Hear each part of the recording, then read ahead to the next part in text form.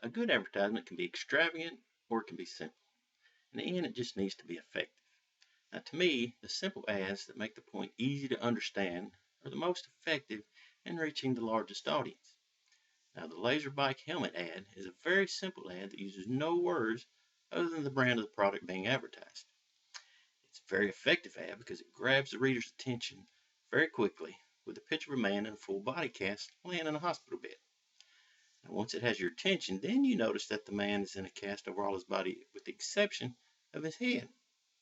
That's then that your eyes are drawn down to the product being advertised at the bottom of the page. At that point, the reader begins to see the humor in this ad. There are no other elements to this ad to distract or confuse the reader. There's nothing flashy or colorful, nothing going on in the background. It's just a plain white ad. The simple, humorous advertisement is one that the reader is very likely to remember. If that person needs a bike helmet later in life, well, they're more likely going to get a laser bike helmet. Now, on the other end of the spectrum, when it comes to an ad that uses poor visual aids for promoting its products, there have been some pretty bold and bizarre ads made over the years. Some are confusing with misleading pictures or words, while others have way too much going on. Now, there's a Dettol antibacterial soap ad in one of those controversial advertisements that some may see as being good, while others find it very distasteful.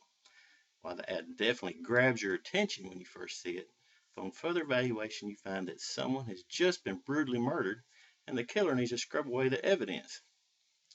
Some readers might see this as being humorous, but for most, it's a picture of a dead man with a large knife sticking out of him and blood everywhere. It's quite alarming, more alarming than funny. So the one who's just committed this crime is also covered in blood, and only adds to the strangeness of this advertisement. It's plain to see that this ad is trying to stress the point that the product can get rid of any dirt and bacteria, but the poor choice of visual aids ultimately dooms this ad overall.